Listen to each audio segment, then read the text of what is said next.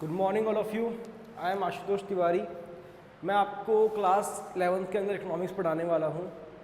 देखो, इस economics chapter को स्टार्ट करने से पहले मैं आपको बताना चाहूँगा कि हमारे इकोनॉमिक्स के अंदर बेटा दो पार्ट रहेंगे, एक रहेगा पार्ट 1 और एक रहेगा पार्ट 2। अगर मैं फर्स्ट बुक की बात करूँ वो अपनी रहेगी माइक्रो इकोनॉमिक्स। फर्स्ट बुक कौन सी रहेगी बेटा अपनी 12th में 11th में माइक्रो इकोनॉमिक्स।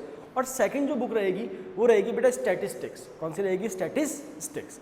तो हम आज जो पार्ट स्टार्ट करेंगे वो करेंगे बेटा chapter number 1 that is introduction. कहाँ से स्टार्ट करेंगे बेटा? चैप्टर नंबर 1 से, दैट इज कौन सा है वो? अपना इंट्रोडक्शन। और मैं अगर उस पार्ट की आपसे बात करूँ तो उसको स्टार्ट करते ही मैं आपको एक डेफिनेशन पढ़ाने वाला हूँ, और वो डेफिनेशन कौन सी है बेटा? अपनी इकोनॉमिक्स। कौन सी है? इकोनॉमिक्स। चलो, मैं आपको इसको बताने से पहले आपको एक जनरली बात बताता हूँ। आज मैं पूरी सोसाइटी की बात करूँ तो सोसाइटी में हम डायरेक्टली इनडायरेक्टली किसकी बात करते हैं बेटा? ह्यूमन बीइंग्स की। अब ह्यूमन बीइंग्स ही क्या होते हैं? कुछ लोग तो कंज्यूमर है जो सामान खरीदने वाले हैं, कुछ लोग प्रोड्यूसर है जो सामान बनाने वाले हैं। भाई, अगर आज मैं किसी शॉप पे जा रहा हूँ तो मैं क्या हूँ? उस शॉपकीपर के लिए कंज्यूमर, और वो जो सामान बेच रहा है वो कौन है? बनाकर बेचने वाला प्रोड्यूसर। तो आज कोई कंज्यूमर या आप लोग कोई भी चीज़ मार्केट में परचेज करने जाते हो तो आप उस चीज़ को कब परचेज करते हो? आपने देखा एक मार्कर, ये अच्छा नहीं लगा, दूसरा देखा ये मार्कर अच्छा नहीं लगा, तीसरा वाला पसंद आया। सर, हम वही चीज़ परचेज करते हैं जिसके अंदर हमें सबसे ज़्यादा मज़ा आएगा, तो सबसे ज़्यादा मुझे अच्छी लगेगी। तो कंज्यूमर हमेशा क्या कोशिश करता है? अपने सेटिस्फेक्शन को मैक्सिमाइज करने की, अपने सेटिस्फेक्शन को बढ़ाने की। और वही अगर मैं प्रोड्यूसर की बात करूं, तो प्रोड्यूसर हमेशा ये कोशिश करता है अपने प्रॉफिट को मैक्सिमाइज करने की, अपने प्रॉफिट को बढ़ाने की। मतलब कंज्यूमर काम कर रहा है टू इंक्रीज देयर सेटिस्फेक्शन। और अगर मैं प्रोड्यूसर हूं, मैं कोई चीज़ बनाता हूं फैक्ट्री में और उसको बेचता हूं, तो बेटा मैं वो चीज़ बना के बेचना पसंद करूंगा जिसमें मुझे ज़्यादा से ज़्यादा क्या होगा? प्रॉफिट। तो बताओ, कंज्यूमर किस लिए काम कर रहा है? सर, अपने सेटिस्फेक्शन को इंक्रीज करने के लिए। प्रोड्यूसर किस लिए काम कर रहा है? सर, अपने प्रॉफिट को इंक्रीज करने के लिए। और तीसरा कौन है बेटा? सोसाइटी। सोसाइटी को ना तो सेटिस्फेक्शन से मतलब है ना ही प्रॉफिट से। सोसाइटी किस लिए काम कर रही है बेटा? अपने वेलफेयर को मैक्सिमाइज करने के लिए। तो मैंने आपको 3 लोगों की कहानी बताई। पहली कहानी थी कंज्यूमर की। कंज्यूमर किस लिए काम कर रहा है बेटा? अपने सेटिस्फेक्शन को मैक्सिमाइज करने के लिए। प्रोड्यूसर किस लिए काम कर रहा है बेटा? अपने प्रॉफिट को मैक्सिमाइज करने के लिए। और सोसाइटी किस लिए काम कर रही है बेटा? अपने वेलफेयर को मैक्सिमाइज करने के लिए। तो अपन आज पढ़ने वाले हैं डेफिनेशन किसकी बेटा? इकोनॉमिक्स की। कि इकोनॉमिक्स क्या होता है? तो मैंने बोला it is a social science of human behaviour. मैंने क्या बोला? It is a social science of human behaviour. यहाँ डायरेक्टली और इनडायरेक्टली हम किसकी बात कर रहे हैं बेटा? ह्यूमन के बिहेवियर की। चाहे वो कंज्यूमर हो, फिर चाहे वो प्रोड्यूसर हो, फिर चाहे फिर वो सोसाइटी हो। सोसाइटी में भी तो सर ह्यूमन बीइंग ही रहते हैं। तो मैंने क्या बोला? It is a social science of human behaviour which deals with the allocation of resources. और जो किससे डील कर रहे हैं बेटा? Allocation of resources in such a manner that consumer can maximise their satisfaction, producer can maximise their profit and society can maximise its welfare. इस तरीके से कि कंज्यूमर ज्यादा से ज्यादा सेटिस्फेक्शन ले सके, प्रोड्यूसर को ज्यादा से ज्यादा प्रॉफिट हो सके और सोसाइटी का वेलफेयर हो सके। तो अपन ने बात करी बेटा किसकी? इकोनॉमिक्स की। तो मैंने क्या बताया? It is a social science of human behaviour which deals with the allocation of resources. जो किसमें डील कर रहा है बेटा? Allocation of resources in such a manner. 3 लोग, कौन कौन? कंज्यूमर, प्रोड्यूसर और सोसाइटी। कंज्यूमर किस लिए काम कर रहा है? To maximise its to increase its satisfaction, to increase its profit and to maximize its welfare। तो हमने बात करी पहले डेफिनेशन की, और कौन सी थी बेटा? वो इकोनॉमिक्स। तो आई होप आपकी डेफिनेशन क्लियर हुई होगी। क्या बोलना है? Simple sir, social science of human behaviour which deals with the allocation of resources in such a manner that consumer can maximise. तो 3 टर्म याद रखना। पहला सोशल साइंस है किसका? ह्यूमन बीइंग का। अब ह्यूमन बीइंग में 3 तरह के लोग बताए, कुछ लोग कंज्यूमर, कुछ प्रोड्यूसर और कुछ सोसाइटी। अगर मैं कंज्यूमर की बात करूं तो कंज्यूमर किस लिए काम कर रहा है? सर, कंज्यूमर काम कर रहा है सेटिस्फेक्शन को इंक्रीज करने के लिए, प्रोड्यूसर काम कर रहा है प्रॉफिट को इंक्रीज करने के लिए, सोसाइटी काम कर रही है वेलफेयर को इंक्रीज करने के लिए। तो बिना देखे बोलना, it is a social science of human behaviour which deals with the allocation of resources in such a manner that consumer can maximise its welfare, producer can maximise its profit and society can maximise its satisfaction welfare. ठीक है, ये था economics की definition. अब हम बात करते हैं दूसरी डेफिनेशन की। वो डेफिनेशन आती है बेटा इकोनॉमी। मैंने पहले बताया इकोनॉमिक्स, अब बता रहा हूँ इकोनॉमी की बात। तो अगर मैं इकोनॉमी की बात करूँ ना, तो ये बोलता है it is a framework, it is a framework. भाई आज में इंडिया है पूरा, अभी इंडिया की जो आउटलाइन है, इंडिया इस आउटलाइन के अंदर, मतलब पूरे इंडिया के अंदर जो भी इकोनॉमिक एक्टिविटी कैरिड आउट हो रही है वो कहेंगे कि हमारी इकोनॉमी का पार्ट है। मतलब जो इंडिया का फ्रेमवर्क है ना, इंडिया की बाउंड्री है, उसके अंदर जो भी इकोनॉमिक एक्टिविटीज कैरी आउट हो रही है वो कहाँ कैरी आउट हो रही है? इंडिया के अंदर। तो वो कहाँ काउंट की जाएगी? हमारी इकोनॉमी के अंदर। कि हमारी जो आउटलाइन है, हमारी जो बाउंड्री है, उस बाउंड्री के अंदर जो भी एक्टिविटी कैरी आउट हो रही है वो कहाँ मानी जाएगी बेटा? हमारी इकोनॉमी के अंदर। तो मैंने बोला it is a framework within which all the economic activities are carried out.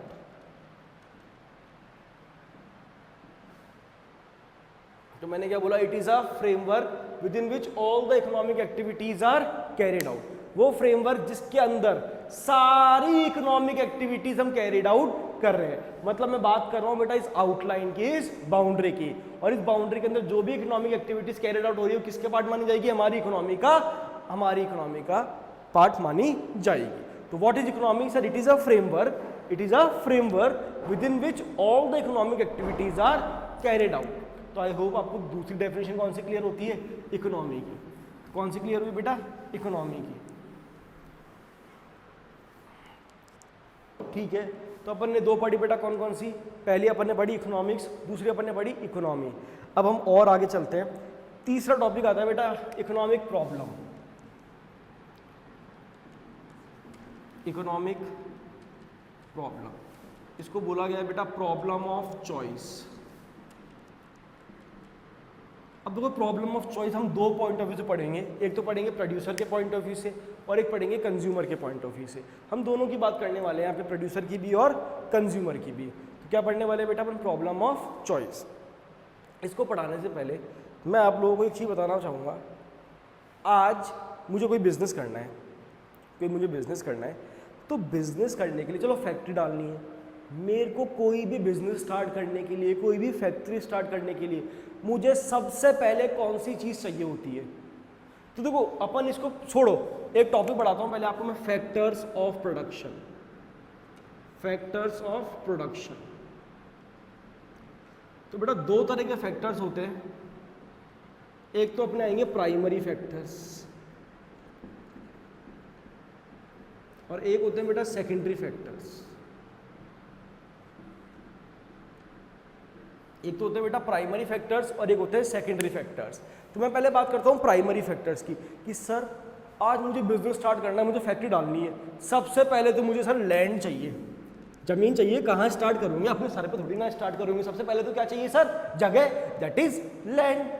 Sir दूसरी मुझे लेबर चाहिए। भाई काम कौन करेगा सर? लेबर। सर लैंड भी होगी, लेबर, पैसा नहीं चाहिए सर? बिल्कुल। तीसरा मुझे क्या चाहिए बेटा? कैपिटल। तो तीसरा क्या चाहिए मुझे? कैपिटल। और आपका खुद का होना भी तो जरूरी है।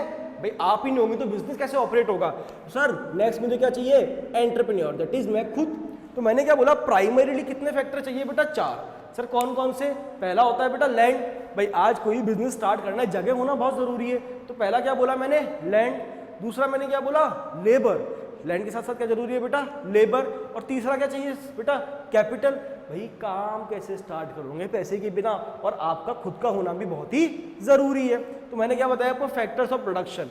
पहले हम बात कर रहे हैं प्राइमरी फैक्टर्स की, कौन कौन से हैं? Land, labour, capital, entrepreneur. चलो मुझे आप बताओ लैंड पे मुझे क्या मिलता है? लैंड पे मुझे क्या मिलता है? तो सर लैंड पे मुझे मिलता है रेंट। लैंड पे मुझे मिलता है रेंट। क्या मिलता है लैंड के ऊपर बेटा? रेंट। लैंड का सोर्स ऑफ इनकम क्या है? रेंट। आज मेरे 2 घर है, एक घर में मैं रहता हूँ, एक घर खाली पड़ा है, तो मैं क्या करूंगा? उसको किराए पे दे दूंगा। तो बेटा लैंड का सोर्स ऑफ इनकम क्या होता है? रेंट। सिमिलरली मुझे बताओ लेबर का सोर्स ऑफ इनकम क्या है? आज मेरे पास कोई काम कर रहा है, कोई लेबर काम कर रही है, तो मैं क्या दूंगा उसको? सर लेबर का सोर्स ऑफ इनकम होता है वेजिस या सैलरी, वेजिस या सैलरी। तो लैंड का सोर्स ऑफ इनकम क्या है? रेंट। लेबर का क्या है बेटा? वेजिस या सैलरी। और कैपिटल पे क्या मिलता है बेटा अपन को? कैपिटल पे मिलता है बेटा इंटरेस्ट। सुना होगा ना, आज किसी से पैसा उधार लेकर आते हैं तो अपन उस पर क्या चुकाते हैं? ब्याज देते हैं। तो ऐसी कैपिटल पे क्या मिलेगा अपन को? इंटरेस्ट। सुनना, लैंड का source of income rent, logical बात है। लेबर को क्या देते हैं सर? वेजेस या सैलरीज। और कैपिटल पैसे पे क्या मिलता है बेटा? ब्याज, दैट इज इंटरेस्ट। और एंटरप्रेन्योर यानी कि हमें क्या मिलेगा बेटा? Sir profit. क्या मिलने वाला है हमें? प्रॉफिट। तो अपने बात करी प्राइमरी फैक्टर्स की, कौन कौन से थे बेटा? Land, labour, capital, entrepreneur. Land पे बताओ क्या मिलता है बेटा? रेंट। लेबर को वेजिस या सैलरी, कैपिटल पे इंटरेस्ट और एंटरप्रेन्योर को प्रॉफिट। तो ये चारों कौन से बड़े अपन ने? Primary factors of production. अब मैं बात करता हूं सेकेंडरी फैक्टर्स की। तो प्राइमरी कौन कौन से थे sir? Land, labour, capital, entrepreneur. अब हम बात करेंगे किसकी बेटा? सेकेंडरी फैक्टर्स की। अब प्राइमरी मुझे 4 चीज़ें चाहिए थी सर, पहले ज़मीन, फिर लेबर, फिर कैपिटल और फिर मैं खुद। अब सेकेंडरी क्या चाहिए सर? रॉ मटेरियल चाहिए। काम कैसे चालू करेंगे? रॉ मटेरियल नहीं होगा तो रॉ मटेरियल, फ्यूल, पावर, ये सब चीज़ें क्या है बेटा? अपनी सेकेंडरी फैक्टर्स के पार्ट है। तो मैंने आपको जनरली बताया कि फैक्टर ऑफ प्रोडक्शन 2 तरह के होते हैं, प्राइमरी फैक्टर्स और secondary factors. Primary factor generally क्या क्या होता है बेटा?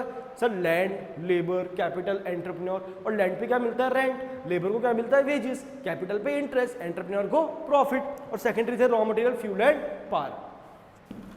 तो हम जो नेक्स्ट टॉपिक हम लोग स्टार्ट करने वाले हैं वो टॉपिक है बेटा अपना economic problem, that is problem of choice. तो ये दोनों के लिए है, problem of choice for producer and problem of choice for consumer. Sir समझना, देखो भाई आज मैं हूँ, चलो तुम्हारा एग्जांपल ले लो, मेरा ले लो। मैं पिकनिक पे घूमने गया, मुझे मेरे पापा ने 2000 रुपये दे के भेजे, बेटा जा इंजॉय करना। तो मैं 2000 रुपये लेके चला गया। अब मैं किसी शॉप में शॉपिंग करने के लिए घुस गया, मेरे पास पैसे कितने हैं? 2000 रुपये। पैसे कितने हैं बेटा? 2000 रुपये। मुझे बैग पसंद आ गया, 1000 रुपये का था। मुझे शूज़ पसंद आ गए, 3000 रुपये के थे। मुझे घड़ी पसंद आ गई। सर मनी कितना? लिमिटेड। पैसा कितना पड़ा है? लिमिटेड। बट मेरा मन हो रहा है ये ले लूँ, नहीं ये भी ले लूँ, नहीं ये भी ले लूँ। पैसा क्या है? लिमिटेड। बट इच्छा क्या है? ये भी ले लूँ, ये भी ले लूँ, ये भी ले लूँ। That is the problem of choice for consumer. Consumer चाहकर भी सारी चीजें नहीं ले सकता। सर क्यों? क्योंकि he is having a limited amount of money. क्योंकि सर उसके पास जो मनी है वो क्या है बेटा? लिमिटेड पैसा। That is he is having a limited amount of money. वो चाहकर भी सारी चीजें नहीं ले सकता, तो उसको चूज करना पड़ेगा, ये लूं नहीं, या फिर ये लूं नहीं, या फिर ये लूं नहीं, या फिर ये लूं। That is the problem of choice for consumer. ऐसे अगर मैं प्रोड्यूसर की बात करूं, प्रोड्यूसर मतलब जो बनाने वाला है, तो अगर प्रोड्यूसर की अगर हम बात करते हैं ना बेटा, तो प्रोड्यूसर में पता है आपको क्या होता है? आज मुझे क्या बताओ, पेट्रोल क्या है? रिसोर्स है। पेट्रोल क्या है? रिसोर्स है। क्या भर भर के बच्चा बढ़ाएगा पेट्रोल? नहीं सर, लिमिटेड है, तभी तो प्राइस बढ़ती जा रही है। तो अगर हम रिसोर्सेज की बात करें ना, तो हमारे कंट्री में भी रिसोर्सेज क्या है बेटा? लिमिटेड है। रिसोर्सेज क्या है बेटा? लिमिटेड है। मतलब रिसोर्स भी हमारे यहाँ एक्सेस क्वांटिटी में अवेलेबल नहीं है। चाहे कोई सा भी रिसोर्स हो, वुड की बात कर लो, किसी की भी बात कर लो, रिसोर्सेज भी क्या है? लिमिटेड है। तो प्रोड्यूसर को भी चूज करना पड़ेगा कि मैं इस रिसोर्स से ये बनाऊं या ये बनाऊं। फॉर एग्जांपल सपोज करो मेरे पास एक पीस ऑफ लैंड है, लैंड पड़ी है, तो मैं सोच रहा हूं क्यों ना मैं इस लैंड के ऊपर एक बिल्डिंग बना दूं। क्या बना दूं? बिल्डिंग बना दूं। लैंड तो एक है, नहीं, फिर मेरे को किसी ने बोला बिल्डिंग छोड़ के क्यों ना अपन फार्मिंग कर लेते हैं, फार्मिंग में अच्छा पैसा है। नहीं, किसी ने बोला क्यों ना हम होटल बना लेते हैं, किसी ने बोला क्यों ना हम फार्म हाउस बना ले। तो मैं चाहकर भी चारों नहीं बना सकता, क्योंकि मेरे पास लैंड तो एक ही है। तो मेरी प्रॉब्लम ऑफ चॉइस क्या है? मुझे इनमें चारों में से चूज करना पड़ेगा, चाहे वो प्रोड्यूसर हो चाहे वो कंज्यूमर हो, दोनों को बेटा इकोनॉमिक प्रॉब्लम फेस करनी पड़ती है। That is called problem of choice. तो पहले हम बात करते हैं problem of choice for producer. तो as the producer has limited factor of production. Sir producer के पास क्या है? लिमिटेड फैक्टर्स ऑफ प्रोडक्शन, इसलिए वो चाहकर भी सब कुछ नहीं बना सकता। उसके पास लिमिटेड लैंड है, लिमिटेड लेबर है, लिमिटेड कैपिटल है, लिमिटेड एंटरप्रेन्योर है, इसलिए वो चाहकर भी सब कुछ प्रोड्यूस नहीं कर सकता। तो एज द प्रोड्यूसर है limited factor of production, they have to make choice, इसलिए उसको क्या बनाना पड़ेगा? They have to make a choice कि क्या मैं बनाऊं, which commodity to be produce, which commodity to be produce, कि सर मुझे क्या प्रोड्यूस करना है।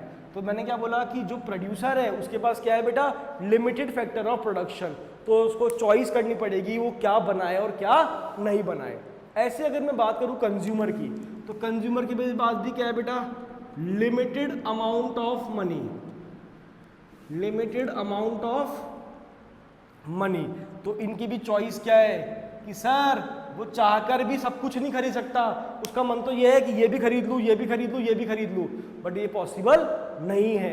वो चाहकर भी सब कुछ परचेज नहीं कर सकता, तो उसको भी क्या करनी पड़ेगी बेटा? चॉइस करनी पड़ेगी। As the consumer is limited amount of money, they have to make a choice among, यहाँ थी बेटा which commodity to be produce, यहाँ आएगा which commodity to be purchase. मैंने यहां बोला कि प्रोड्यूसर के पास क्या है बेटा? लिमिटेड फैक्टर ऑफ प्रोडक्शन, तो ये चाहकर भी सब कुछ बना नहीं सकता, तो इसको चूज करना पड़ेगा, ये बनाऊं, बिल्डिंग बनाऊं, फार्मिंग करूं, या फार्म हाउस बनाऊं, या होटल बनाऊं, because they are having the limited factors of production. तो ये थी economic problem of choice for producer. तो मैंने बात करी problem of choice for consumer, इनके पास क्या है बेटा? लिमिटेड अमाउंट ऑफ मनी, तो इनको भी चूज करना पड़ेगा, ये चाहकर भी सब कुछ परचेज नहीं कर सकते, तो इनको भी चूज करना पड़ेगा, ये परचेज करूँ या ये परचेज करूँ। तो अगर मैं बात करूँ ना, तो मैंने आज की क्लास में आपको पढ़ाया कि इकोनॉमिक्स की डेफिनेशन क्या थी, इकोनॉमी क्या था, फिर अपन ने कंसेप्ट पढ़ा बेटा फैक्टर्स ऑफ प्रोडक्शन, वो दो तरह के थे, प्राइमरी और सेकेंडरी, और फिर अपन ने पढ़ा economic problem, that is problem of choice, producer point of view और consumer point of view. Producer चाहकर भी सब कुछ प्रोड्यूस नहीं कर सकता, क्यों? क्योंकि सर इसके पास क्या है? Limited factor of production. Consumer चाहकर भी सब कुछ परचेज नहीं कर सकता, क्यों? सर इसके पास क्या है? लिमिटेड अमाउंट ऑफ मनी, तो इसको भी चॉइस करनी पड़ेगी which commodity to be produce, and इसको भी चॉइस करनी पड़ेगी which commodity to be purchase. तो चाहे वो प्रोड्यूसर हो चाहे वो कंज्यूमर हो, वो दोनों चाहकर भी सब कुछ नहीं कर सकते, क्योंकि सर चाहे प्रोड्यूसर पॉइंट ऑफ व्यू सोचो, रॉ मटेरियल क्या है? लिमिटेड, चाहे कंज्यूमर पॉइंट ऑफ व्यू सोचो, मनी क्या है? Limited. That is called problem of choice. तो आई होप आपको आया होगा। तो इकोनॉमिक प्रॉब्लम मैंने आपको दो तरह की बताई, प्रोड्यूसर पॉइंट ऑफ व्यू से और कंज्यूमर पॉइंट ऑफ व्यू से। अब एक क्वेश्चन आता है, कॉजेज ऑफ इकोनॉमिक प्रॉब्लम, कौन कौन से रीजन है जिस कारण से प्रॉब्लम क्रिएट हो रही है। तो अपना नेक्स्ट टॉपिक क्या आता है, नेक्स्ट क्वेश्चन क्या आएगा बेटा? कॉजेज ऑफ इकोनॉमिक प्रॉब्लम, कि सर कौन कौन से रीजंस है जिस कारण से इकोनॉमिक प्रॉब्लम हो रही है। भाई आप लोगों को क्या लगता है कि सर ये कारण है इसलिए इकोनॉमिक प्रॉब्लम ज्यादा क्रिएट हो रही है? तो नेक्स्ट जो अपन पढ़ने वाले हैं वो टॉपिक है बेटा अपना कॉजेज ऑफ इकोनॉमिक प्रॉब्लम, कि सर कौन कौन से रीजन है जिस कारण से इकोनॉमिक प्रॉब्लम हो रही है। तो सबसे पहली चीज सर जो रिसोर्सेज है ना, वो क्या अवेलेबल है हमारे यहाँ पे? लिमिटेड। रिसोर्सेज क्या है? लिमिटेड। अगर रिसोर्सेज भर भर के पड़े होते तो प्रोड्यूसर को कभी प्रॉब्लम आती ही नहीं। तो भाई पहला रीजन तो क्या है इकोनॉमिक प्रॉब्लम का, प्रॉब्लम ऑफ चॉइस का, सर जो रिसोर्सेज है वो क्या है? Limited. That is called scarcity of resources. दूसरा मैंने बोला आपको ह्यूमन बीइंग कैसा होता है पता है आपको? ह्यूमन बीइंग है लालची। तो मैंने दूसरा बोला जो ह्यूमन वांट्स है, ह्यूमन वांट्स आर अनलिमिटेड। कैसी होती है बेटा? अनलिमिटेड। एक इच्छा पूरी होगी दूसरी, अपन सारा पढ़ेंगे, एक्सप्लेन करूंगा मैं आपको। और तीसरा मैंने बोला ऑल्टरनेटिव यूज, ऑल्टरनेटिव यूज। तो अपन जो कॉजेज है इकोनॉमिक प्रॉब्लम वो तीन तरह के होते हैं। जो रिसोर्सेज है वो क्या है सर? बहुत ही कम। जो ह्यूमन वांट्स है वो क्या है? अनलिमिटेड। और जो यूज है कैसा है बेटा? ऑल्टरनेटिव। आज आप यहाँ तक का पार्ट करना, नेक्स्ट क्लास में हम इस पूरे टॉपिक को समझने की कोशिश करेंगे और फिर आगे बढ़ेंगे। Thank you all of you. Please इसको पढ़ना, आई होप सबको समझ में आया होगा। और पीडीएफ में आपके साथ शेयर करूंगा, उसमें सारा कंटेंट लिखा हुआ होगा, आपको उस कंटेंट को नोट डाउन करना है कॉपी के अंदर, नोटबुक्स के अंदर। ठीक है बच्चों, थैंक यू। पीडीएफ के लिए मुझे प्लीज़ आप लोग व्हाट्सएप पे टेक्स्ट कर देना, तो मैं पीडीएफ सेंड कर दूंगा आपको। ओके बेटा, thank you all of you.